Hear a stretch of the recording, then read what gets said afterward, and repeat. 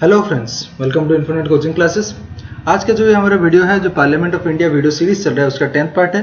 और बेसिकली इस पार्ट में आज हम एक बहुत ही ज़रूरी टॉपिक को डिस्कशन करने वाले हैं जो कि है stages in enactment of budget. Okay, हमने हमारे प्रीवियस वीडियो में डिस्कशन किया था बजट के बारे में और उससे जुड़ी बहुत सारी प्रोविजंस उसके बारे में डिटेल डिस्कशन किया था। पर आज का जो ये वीडियो है it will deal with the stages, basically जो एक बजट प्रेजेंट होने से लेकर उसके एप्रोप्रिएशन होने तक यानी कि एनैक्टमेंट होने तक पूरा प्रोसेस आज हम डिटेल में कवर करने वाले हैं। तो इसके अंडर जो है बहुत सारे आपके रिलेटेड टॉपिक्स भी कवर हो जाएंगे जो कि बहुत ज़रूरी होता है जानना हर एक एग्जाम्स के लिए। ओके, तो इसलिए वीडियो को जरूर एंड तक देखिए और अगर अच्छा लगे तो प्लीज़ लाइक एंड शेयर कर दीजिएगा। चलिए शुरू करते हैं आज का हमारी वीडियो। तो पहले जो है stages in the enactment of budget stages के बारे में देखते हैं। तो ओवरऑल अगर हम देखें जो एंटायर स्टेज होता है या एंटायर प्रोसेस होता है जिसके अंदर एक बजट एनैक्ट होता है वो बेसिकली 6 स्टेप्स में होता है। The budget goes through the following 6 stages in the parliament. Okay, वो सारे 6 स्टेजेस क्या होते हैं देखते हैं। This are the 6 stages through which a budget is being enacted. देखिए पहला जो है presentation of the budget, budget का प्रेजेंटेशन होता है हाउस के अंदर। फिर उसके ऊपर second step that is the general discussion, general discussions होता है। Third stage is the scrutiny by departmental committees यानी कि डिफरेंट जो डिपार्टमेंटल कमिटीज होंगे ओके, जो कि जो बजट के डिफरेंट प्रोविजंस के ऊपर एनालिसिस करेंगे, उसको एग्जामिन करेंगे ओके, और यानी कि इसको पूरा स्क्रूटिनाइज करेंगे okay, third step.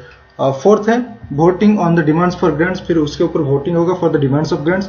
And finally passing of the appropriation bill, appropriation bill का पास होगा और एंड में okay passing of the finance bill, जो फाइनेंस बिल होंगे उससे रिलेटेड बजट से रिलेटेड जो भी सारे फाइनेंस बिल होंगे वो पास किए जाएंगे। So these are all the 6 stages through which a budget is being enacted. याद रखिए ओके, सीरियली क्रोनोलॉजिकल ऑर्डर में याद रखिएगा इसको, क्योंकि इससे भी जुड़ी बहुत सारे क्वेश्चन आ जाते हैं कि उसको अरेंज करने के लिए। ओके, नेक्स्ट आगे देखते हैं। पहला जो स्टेप है, पहला जो स्टेज है वो है प्रेजेंटेशन ऑफ द बजट। तो प्रेजेंटेशन ऑफ बजट से जुड़ी कौन कौन सी इंपॉर्टेंट बातें हमें जाननी है देखते हैं। फर्स्ट पॉइंट है the budget is presented on the first day of February to the Lok Sabha by the finance minister. जो हमारे फाइनेंस मिनिस्टर होते हैं वो बजट को प्रेजेंट करते हैं कब? First day of February, February first के दिन ही हम बजट प्रेजेंट होता है कहाँ पे? लोकसभा में। ओके, याद रखिए। Next, before 2017 the budget was presented separately. जैसे कि हमने प्रीवियस वीडियो में डिस्कशन किया था, तो जब 2016 तक क्या है जो हमारा बजट आता था वो सेपरेटली आता था 2 पार्ट में, यानी कि एक पार्ट में जो है हमारा रेलवे बजट आता था और एक जनरल बजट आता था, इसलिए उसे सेपरेटली प्रेजेंट किया जाता था। यानी कि देखिए the railway budget was presented to the Lok Sabha by the railway minister in the 3rd week of February. जो रेलवे बजट होता था वो पहले आता था और इसलिए इसे 3rd वीक ऑफ फरवरी और फरवरी के तीसरे सप्ताह में प्रेजेंट किया जाता था okay, by the railway minister. और जो जनरल बजट रहता था, the general budget was presented to the Lok Sabha by the finance minister. General budget को हमारे फाइनेंस मिनिस्टर प्रेजेंट करते थे on the last working day of the February, यानी कि जो फरवरी के लास्ट डे होता था। अगर एक ऑर्डिनरी ईयर होता है तो फिर फरवरी 28 को, और in case of leap year वो 29 फरवरी 29 को प्रेजेंट किया करते थे। ओके, नेक्स्ट आगे देखते हैं। मोर एवर अंटिल 1999 ओके, 1999 तक क्या होता था? The budget was presented at 5 PM in the evening, यानी कि बजट का जो प्रेजेंटेशन होता था वो शाम को होता था 5 बजे। ओके, बट करेंटली उसके बाद यानी कि 1999 के बाद जो है 11 बजे, हमेशा दिन में 11 बजे होता है ओके प्रेजेंटेशन। तो ये जो प्रोसेस था, ये जो इनिशिएटिव था, ये हमारे जो अटल बिहारी वाजपेयी जी के गवर्नमेंट के टाइम में ये शुरू की गई थी। और द फर्स्ट जो हमारे फाइनेंस मिनिस्टर हैं जिन्होंने मॉर्निंग टाइम में 11 AM के मॉर्निंग टाइम में प्रेजेंट किया था वो थे यशवंत सिन्हा। ये 2 फैक्चुअल इंफॉर्मेशन याद रखिए okay. So Yashwant Sinha was the first finance minister to present the budget in the day time okay. Starting आगे देखते हैं। The finance minister presents the budget with speech known as budget speech, यानी कि जब भी finance minister हमारे present करेंगे जो कि एक जनरल बजट यानी कि जो मर्जर बजट है अभी ओके आज के डेट में, तो उसे जब भी प्रेजेंट करेंगे उसके वो एक स्पीच के साथ प्रेजेंट करेंगे जिसे कि कहा जाता है budget speech okay. So eight the end of the speech, यानी कि जो बजट स्पीच के खत्म होने के बाद the budget is laid before the Rajya Sabha okay. तो इंट्रोडक्शन बेसिकली जो स्पीच देते हैं, जो प्रेजेंट करते हैं वो लोकसभा में देते हैं। तो वो जो स्पीच खत्म होने के बाद उसे वो जो बजट को राज्यसभा में भेजा जाता है, which can only discuss it and no power to vote on the demands for the grants, जिसमें कि हमने देखा कि उसके ऊपर सिर्फ वो डिस्कशन कर सकते हैं और उसके जो डिमांड फॉर ग्रांट्स, उस ग्रांट्स के ऊपर डिमांड के ऊपर उनका वोटिंग राइट्स नहीं है राज्यसभा के मेंबर्स के ओके।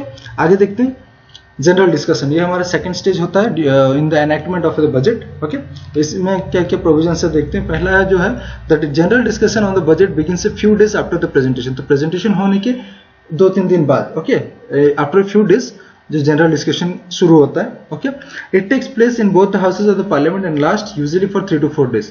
तो पहले प्रेजेंटेशन होता है in the Lok Sabha, then it is sent to the Rajya Sabha where there can be only a discussion.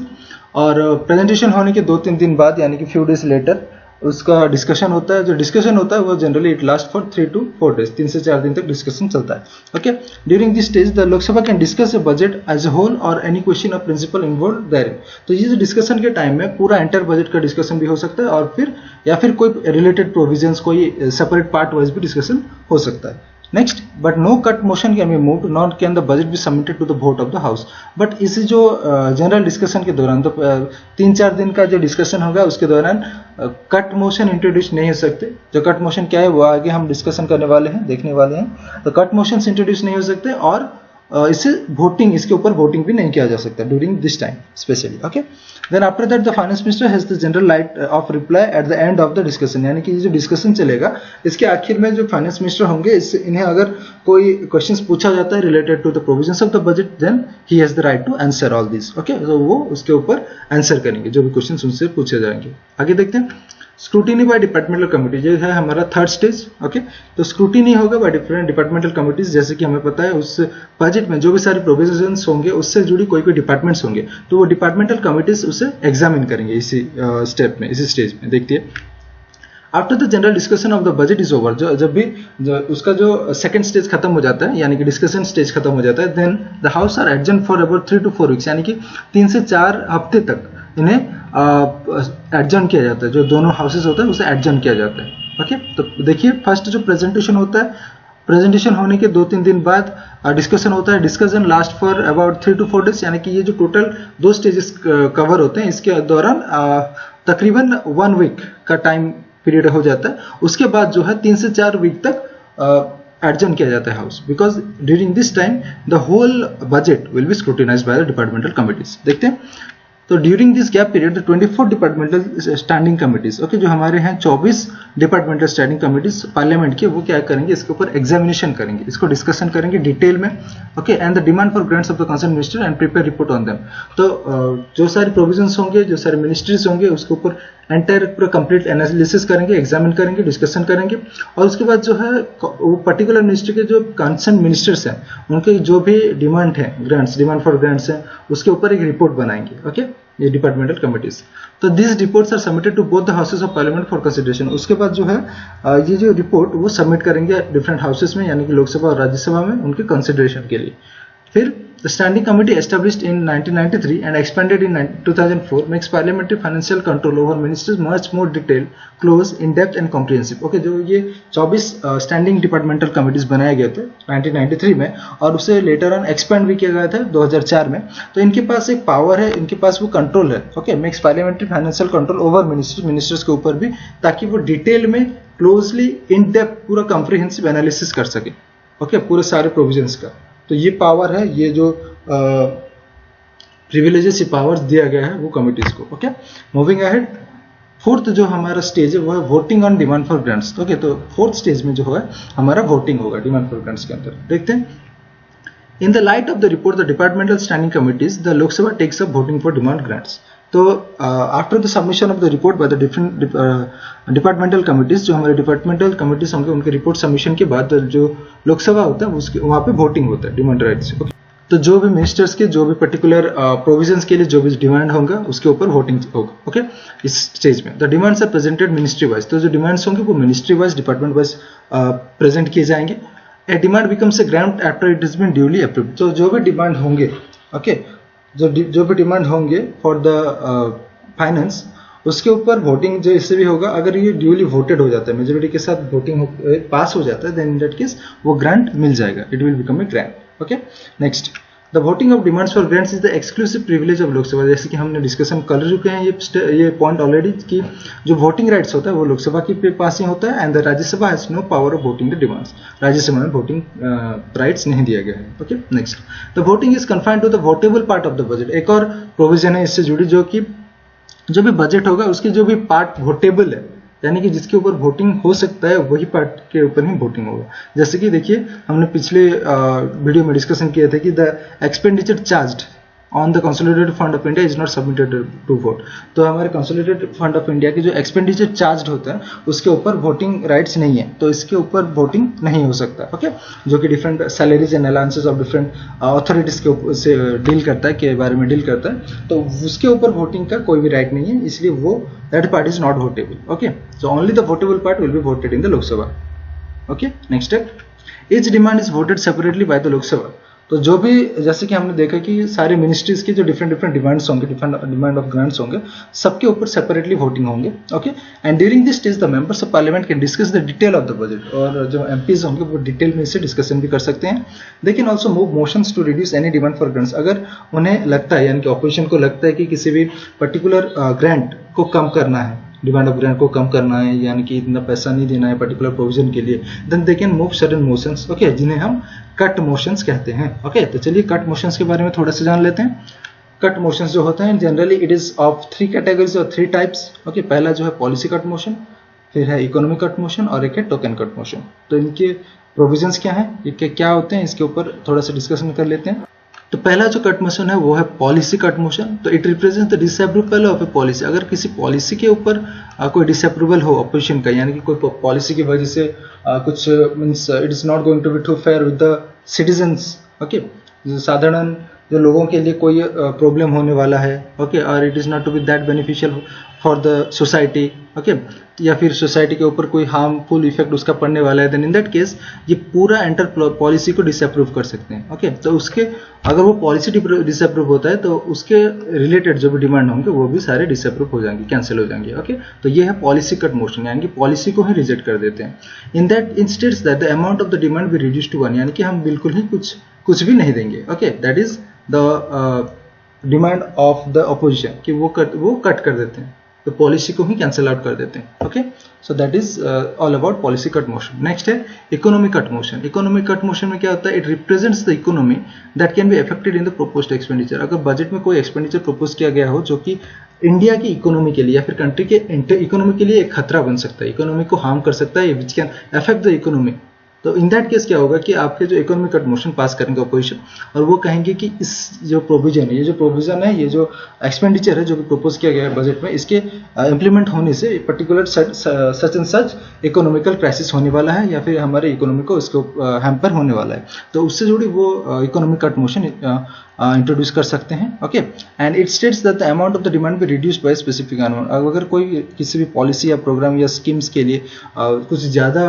Grants मिल रहे हैं, then they can reduce the amount. Okay, तो इकोनॉमी स्लो डाउन ना हो, इकोनॉमिक क्राइसिस ना आए, इकोनॉमी के ऊपर कोई इफेक्ट ना आए, इसलिए क्या कर सकते हैं, इकोनॉमिक कट मोशन पास करके वो जो पॉलिसी का पर्टिकुलर अमाउंट रिड्यूस किया जा सकता है। ओके, जो एंटायर डिमांड होगा उसको कम किया जा सकता है। This is all about economic cut motion.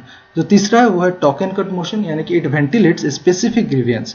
अगर कोई पॉलिसी या फिर कोई प्रोविजन से रिलेटेड कोई ग्रीवियंस हो that is within the sphere of the responsibility of the government, जो कि गवर्नमेंट के रिस्पॉन्सिबिलिटी के अंदर आता है, and then in that case ये टोकन कट मोशन इंट्रोड्यूस किया जा सकता है। यानी कि देखिए, जो बजट होगा उसका कोई एक पार्ट, कोई एक प्रोविजंस, ओके, जो कि पर्टिकुलर ग्रीवेंस से रिलेटेड हो, ओके, यानी कि गवर्नमेंट ऑफ इंडिया की रिस्पॉन्सिबिलिटी से रिलेटेड हो और कुछ ऐसा प्रॉब्लम है उसमें, तो इन that case the opposition can say it states that the amount of the demand be reduced by 100, यानी कि उसके ऊपर भी बहुत कम पार्ट वाइज, यानी कि टोकन जो होता है पार्ट वाइज होता है, तो पार्ट वाइज पर्टिकुलर कुछ प्रोविजंस के ऊपर ही इसका मोशन, ये कट मोशन इशू किया जा सकता है। ओके, इंट्रोड्यूस किया जा सकता है, और उसके अकॉर्डिंग जो हमारे ग्रांट्स होंगे उसे रिड्यूस किया जाएगा, बहुत पूरा बिल्कुल कम किया जाएगा। ओके, देखिए, so this are all about the cut motions, 3 types of cut motion, ये याद रखिए।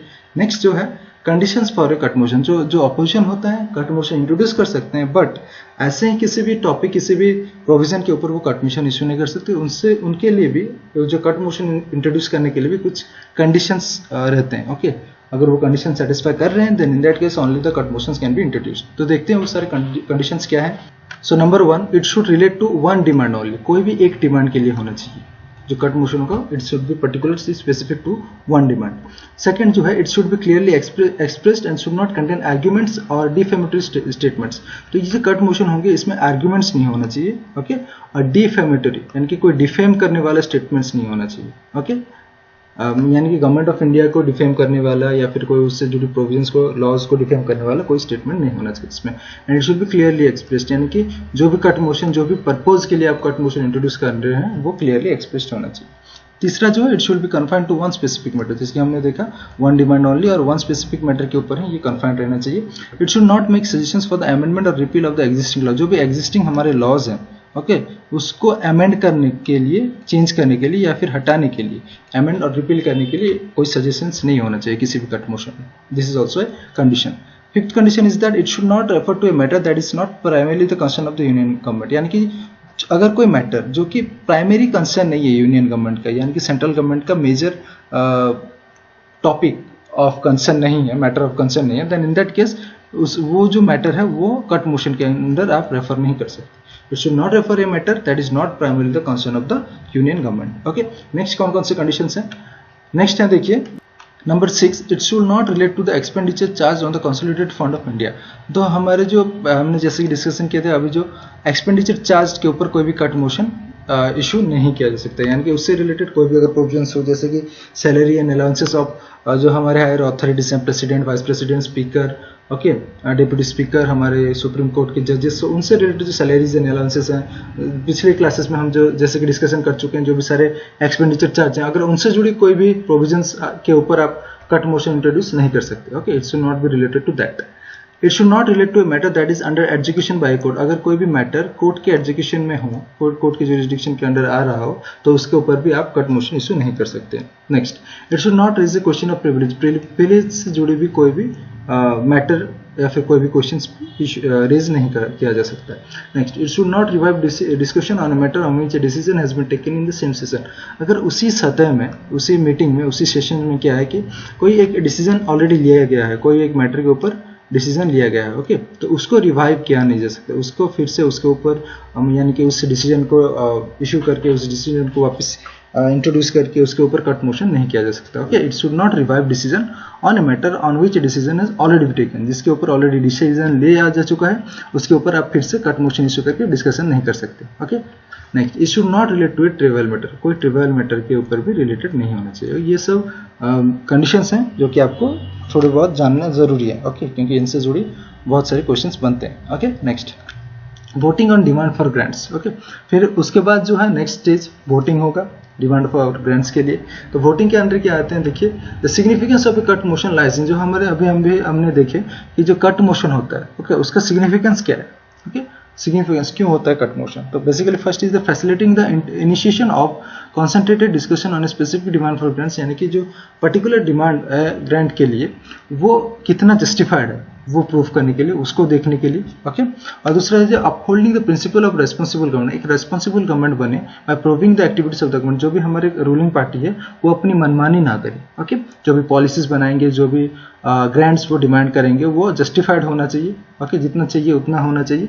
तो उसके ऊपर एक जो रेस्पॉन्सिबल गवर्नमेंट का जो सिस्टम है वो कैसे बरकरार रहेगा, उसके लिए ये जो कट मोशंस इंट्रोड्यूस किए जाते हैं। Okay, next, however the cut motions are only moved and discussed in the house but not passed as government enjoys majority support. देखिए, ये जो कट मोशंस होते हैं ये ज़्यादातर इंट्रोड्यूस होते हैं, मूव्ड होते हैं, डिस्कशन होते हैं, बट ये पास नहीं हो पाते, क्योंकि condition is that they need a majority support to pass the cut motions. But जैसे कि हमें पता है कि कट मोशंस जो है वो अपोजिशन इंट्रोड्यूस करते हैं और उनके पास मेजॉरिटी सपोर्ट नहीं रहता, तो उनके जो मोशंस होते हैं वो भी पास नहीं हो पाते। Okay, so it is of हम बोल सकते हैं उतना यूज में नहीं आता है। Okay, cut motions they are only moved and discussed in the house. Okay, next, in total 26 days are allotted for the voting of demands। अगर हम वोटिंग के बारे में बात करें तो टोटल 26 डेज एलोकेट किए जाते हैं। ओके, तो पूरा कंप्लीट प्रोसेस के लिए जो भी सारे डिमांड्स होंगे उसके ऊपर स्क्रूटिनी करके, डिस्कशन करके काम खत्म करने के लिए 26 दिन रहते हैं। ओके,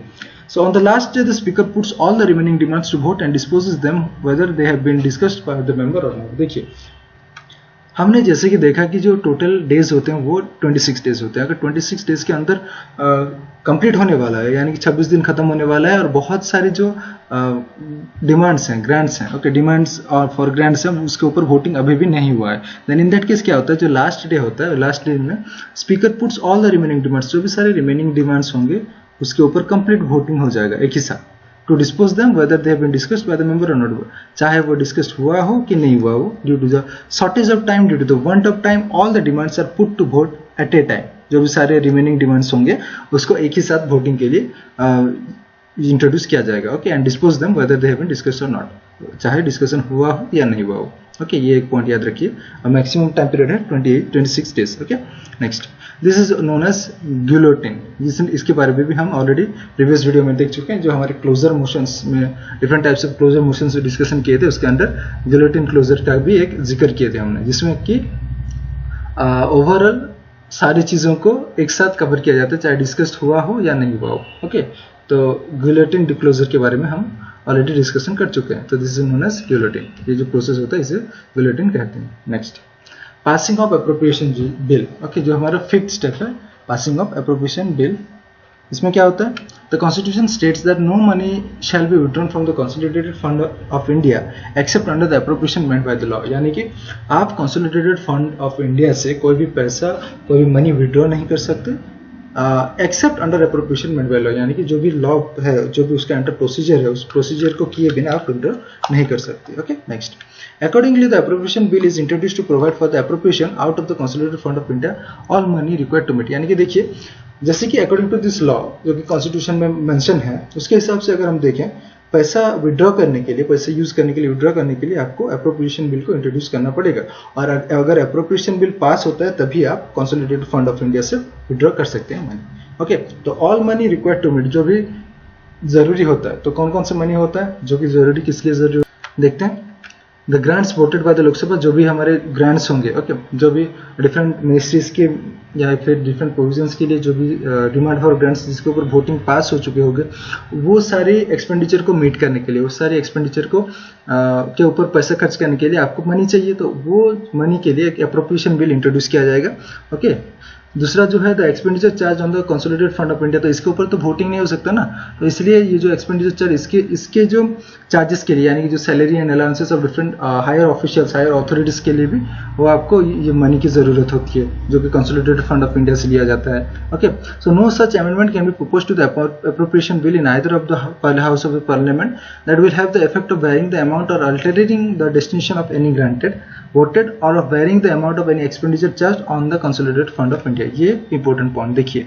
तो इस स्टेज में क्या होता है, ऑलरेडी जो वोटिंग हो चुकी है, डिमांड फॉर ग्रांट्स के ऊपर वोटिंग हो चुकी है और ग्रांट मिल चुका है, ओके, उसके ऊपर अभी अमेंडमेंट्स कुछ नहीं हो सकते, यानी कि no such amendments can be proposed on the appropriation bill. Appropriation bill उसके बाद आएगा, तो एप्रोप्रिएशन के बिल के ऊपर कोई अमेंडमेंट्स, कोई चेंजेस आप प्रपोज नहीं कर सकते, कोई भी हाउस में, लोकसभा हो या राज्यसभा हो। Okay, that will have effect of varying the amount, जिसमें कि आपको अमाउंट चेंज करने के लिए या फिर कोई अल्टरिंग द डेस्टिनेशन, कोई भी एक पर्टिकुलर पर्पस के लिए अलॉट किया गया पैसा दूसरे पर्पस के लिए आप अलॉट नहीं कर सकते उस केस में, यानी कि एप्रोप्रिएशन बिल में आप उसमें वो चेंजेस नहीं कर सकते। Of any granted, voted or varying the amount of any expenditure charge, expenditure charge के ऊपर भी आप चेंजेस नहीं कर सकते। Okay, you cannot vary the amount of the expenditure charge on the consolidated fund of India. तो जो भी सारी चीज करना है वो पहले आपको करना चाहिए, यानी कि जब भी आप स्क्रूटिनाइज करेंगे या फिर जब वोटिंग का टाइम होगा उसके दौरान भी ही आप कर सकते हैं, और जब भी एप्रोप्रिएशन बिल इंट्रोड्यूस हो जाए देन उसके बाद आप कोई भी अमेंडमेंट्स, यानी कि उसका अमाउंट वेरी करना हो या फिर कोई डेस्टिनेशन चेंज करना हो, यानी कि पर्टिकुलर मनी को किसी और पर्पस के लिए यूज करने के लिए आप उसको चेंज करना चाहते हैं, then in that case it is not possible by this time. Okay, आगे देखते हैं। The appropriation bill becomes appropriation act after it is assented by the president. तो ये जो एप्रोप्रिएशन बिल, इसको ये पास कब होता है, यानी कि एक्ट कब बनता है, जब इसके ऊपर प्रेसिडेंट अपना असेंट देंगे, सिग्नेचर देंगे। Okay, this act authorizes the payment from the consolidated fund of India. अगर ये जो एप्रोप्रिएशन बिल जब भी एक्ट बन जाता है, यानी कि प्रेसिडेंट के असेंट मिल जाता है इसके ऊपर, तभी क्या होता है कि जो कंसोलिडेटेड फंड ऑफ इंडिया से आप पेमेंट विड्रॉ कर सकते हैं, यानी कि मनी विड्रॉ कर सकते हैं, निकाल सकते हैं। This means that the government cannot withdraw money from the consolidated fund of India till the enactment of the appropriation bill। यानी कि जो appropriation bill का enactment होने तक, एक्ट बनने तक, appropriation एक्ट बनने तक, यानी कि प्रेसिडेंट के एसेंट मिलने तक आप जो गवर्नमेंट ऑफ इंडिया होते हैं वो consolidated फंड से मनी विड्रॉ नहीं कर सकते। Next, so this take times and usually goes on till the end of April, but the government needs to carry on its normal activities up to 31st March। देखिए, ये जो entire process होता है, यानी कि एप्रोप्रिएशन बिल का पास होने तक, एप्रोप्रिएशन एक्ट बनने तक, एसेंट मिलने तक जो टाइम पीरियड होता है वो एंड ऑफ अप्रैल लास्ट हो जाता है, उतना टाइम होते होते। ओके, तो इट टेक यूजुअली टाइम लगता है उसमें। तो इस दौरान जो ये जो बीच का टाइम पीरियड है, यानी कि after the presentation of the budget and discussion of the budget, उससे लेकर जो अप्रोप्रिएशन बिल पास होने तक जो बीच का टाइम पीरियड रहता है, उसके दौरान भी बहुत सारे काम करने पड़ेंगे। ओके, बहुत सारे एडमिनिस्ट्रेशन काम करेंगे, नॉर्मल एक्टिविटीज़ के लिए भी पैसा चाहिए होता है। ओके, आफ्टर 31 मार्च। तो उसके लिए क्या होता है कि to overcome this difficulty, the Constitution has authorized the Lok Sabha to make any grants in advance in respect to the estimated expenditure for a part of the financial year। यानी कि देखिए, ये जो बीच के टाइम ड्यूरेशन का जो भी expenses होगा, जो भी नॉर्मल एक्टिविटीज़ के लिए 31 मार्च के बाद जो भी नॉर्मल एक्टिविटीज़ के लिए पैसा चाहिए होगा, वो डिफिकल्टी को, वो जो पैसा देने के लिए, वो डिफिकल्टी को ओवरकम करने के लिए कॉन्स्टिट्यूशन में एक प्रोविजन मेंशन है जो कि ऑथराइज करता है लोकसभा को to make grants in advance. ये पॉइंट याद रखिए, ग्रांट्स इन एडवांस। तो क्या कर सकते हैं, before the passage of the appropriation bill by the president, आप government of India can take certain money or take second advances, जिसे हम ग्रांट्स इन एडवांस कहते हैं, in respect to the estimated expenditure. जो भी एस्टिमेटेड एक्सपेंडिचर होगा उससे जुड़ी, उससे रिलेटेड कुछ एडवांस ले सकते हैं। Okay, before the passage of the appropriation bill for the financial year. Okay, उसके जुड़ी एक और इंपॉर्टेंट प्रोविजन है, देखिए, this provision is known as the vote on account. तो इसे कहा जाता है वोट ऑन अकाउंट, याद रखिए। ओके, तो अप्रोप्रिएशन बिल पास होने से पहले अगर पैसा जो चाहिए होता है गवर्नमेंट ऑफ इंडिया को, वो लेना है, तो ये वोट ऑन अकाउंट जरूरी है। ये प्रोविजन यूज करके वो ले सकते हैं। ये अकॉर्डिंग टू द कॉन्स्टिट्यूशन हो सकता है, एडवांस में मनी विड्रॉ कर सकते हैं। It is granted after general discussions on the budget. जो हमारा सेकंड स्टेज है, जनरल डिस्कशन, उसके बाद ये ग्रांट किया जा सकता है, यानी कि वोट ऑफ अकाउंट हो सकता है और एडवांसेस मिल सकते हैं फॉर 2 months, 2 महीने के लिए, for an amount equivalent to 1/6 of the total estimation. यानी कि जो बजट है उसमें जितना भी आपका एस्टिमेशन दिया गया होगा टोटल एक्सपेंडिचर का, जो कि वोटिंग के बाद मिलने वाला है, यानी कि अप्रोप्रिएशन बिल पास होने के बाद मिलने वाला है, उसका 1/6 अमाउंट ओके आप अभी विड्रॉ कर सकते हैं after the passage of, after the second stage, that is the general discussion of the budget. Okay, तो इसके लिए आप एकदम मनी एडवांस में ले सकते हैं। Okay, this is the passing of appropriation bill.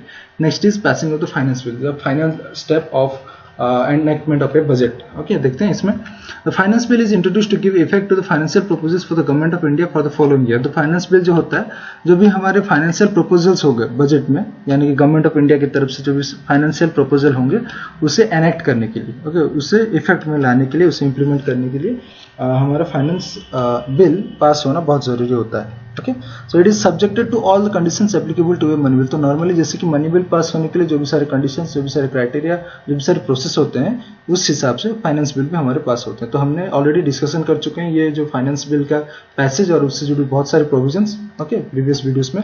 अगर आपने अभी तक नहीं देखा है तो प्रीवियस वीडियो में जाके आप इसे जरूर देखें। Okay, next, unlike the appropriation bill, the amendments that is seeking to reject or reduce a tax can be moved in case of a final bill, finance bill. यानी कि देखिए, अप्रोप्रिएशन बिल में जैसे कि आप कुछ मॉडिफिकेशन नहीं कर सकते, कुछ अमेंडमेंट नहीं कर सकते, बट हमारा जो फाइनेंस बिल होता है, इसमें आप जो टैक्सेशन रिलेटेड प्रोविजंस हैं, जैसे कि आपको रिजेक्ट करना है, रिड्यूस करना है tax, then in that case amendments can be allowed. Okay, amendments can be moved in case of a finance bill. According to the provisional collection of taxes of 1931, the finance bill must be enacted within 75 days. जो हमारे and का जो finance bill होगा, okay, जो कि हमारे final stage है in the process of enactment of the budget, वो 75 डेज के अंदर होना चाहिए। यानी कि पूरा एंटर प्रोसेस होगा, यानी कि जो भी सारे हम प्रोसेस डिस्कशन किए हैं फाइनेंस बिल के एनेक्टमेंट के लिए, वो सारी process it should take place within 75 days. याद रखिए, this is according to the provisional collection of taxes act 1931। Okay, Next, the Finance Act legalizes the income side of the budget and completes the process of enactment of the budget. The Finance Act जब पास हो जाएगा, जब finance bill जब finance act बन जाएगा, it will legalize, यानी कि it will give the authority to the income side of the budget and completes the process of enactment of the budget. जब भी फाइनेंस एक्ट पास हो जाए, यानी कि फाइनेंस बिल पास होकर एक्ट बन जाए, उसके बाद जो हमारा बजट है वो कंप्लीटली एनेक्टमेंट हो जाएगा, उसका एंड हो जाएगा, यानी कि the budget will come into effect finally. Okay, तो इसी के साथ आज का हमारा ये वीडियो खत्म होता है। Thank you friends, thanks for watching. अगर आपको ये वीडियो यूजफुल लगा हो, अच्छा लगा हो, तो please do like and share to our video and do subscribe to our channel. अगर कोई क्वेरीज हो, कोई सजेशंस हो, then please do comment our comment section. Thank you friends.